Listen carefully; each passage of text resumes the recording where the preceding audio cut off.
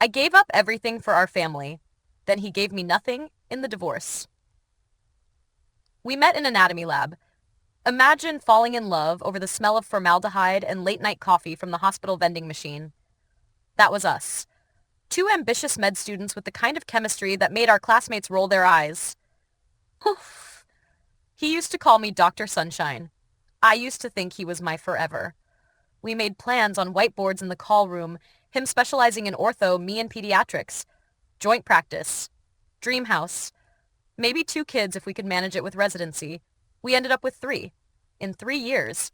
And I ended up with nothing but a used minivan, 3 sleeping kids in the back seat, and a pit in my stomach deep enough to bury every version of myself I'd ever imagined.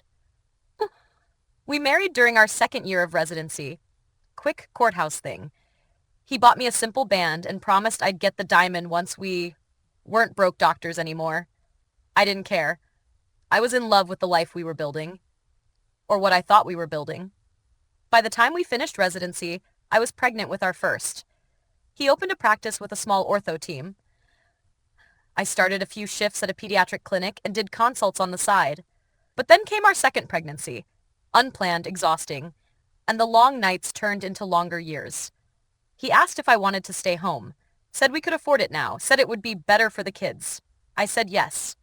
Not because I wanted to quit, but because I loved them. All of them. So I stepped back from medicine, shelved my career, and started packing lunches instead of OR kits. I was still licensed, still reading journals at night, still dreaming, but the dreams started feeling distant. Like old photos stuck in a storage box you can't quite reach. Our third baby came before our middle child was out of diapers. I was tired.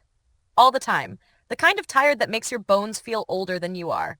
The kind that dulls your sparkle even when your life looks perfect on paper. Meanwhile, his practice boomed. Big referrals. Speaking gigs. He started dressing better. Talking faster. His office got new furniture. He hired a young, friendly receptionist named Kylie.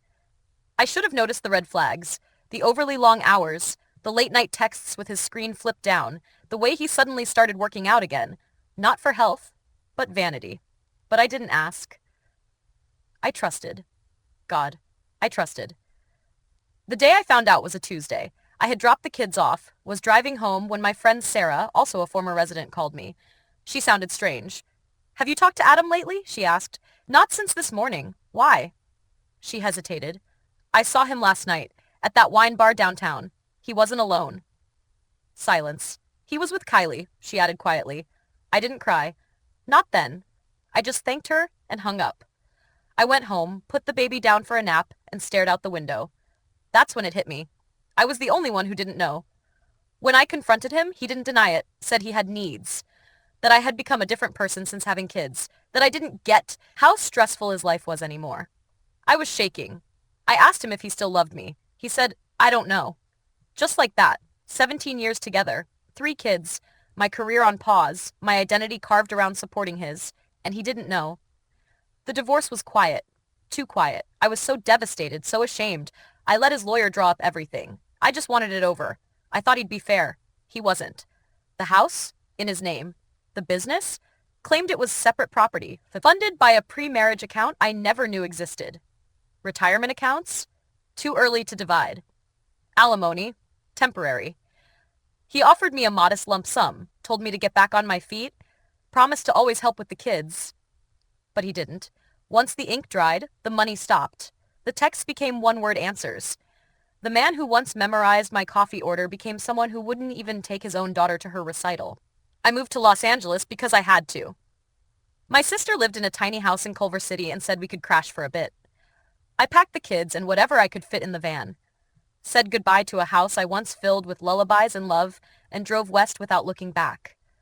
I remember that first month like it was war. The baby was teething. My oldest missed his school friends. My middle child kept asking when Daddy was coming. And I was empty. But I didn't have time to fall apart.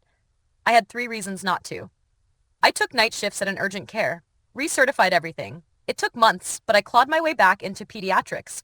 I started consulting, tutoring med students, writing articles, and then I had an idea. A platform, online accessible, to support other moms returning to medicine after career breaks. I called it Reclaim MD. I worked on it during nap times, late nights, weekends when the kids were with their dad, rarely. I started small. Blog posts, checklists, templates for CVs. Then I added webinars, coaching, partnered with licensing experts, grew a community. Turns out there are thousands of us. Mothers who stepped back, wives who believed, women who got written out while writing everyone else in. It's been 3 years now. I run Reclaim MD full-time. I'm back in practice part-time too, on my terms. I live in a small home near Santa Monica. Nothing fancy, but it's ours. There are drawings on the fridge, mismatched cups, and love in every corner. I still get angry sometimes. Still catch myself wondering how I didn't see it coming. But mostly, I'm proud. Proud that I rebuilt, that I didn't let betrayal define me, that I showed my kids what resilience looks like in real life. He reached out once, last winter, said Kylie left him, said he misses our family, said he hopes I'm doing well. I didn't reply, because I'm not the same woman who gave up everything out of trust. I'm the woman who started over with nothing and built a life worth everything.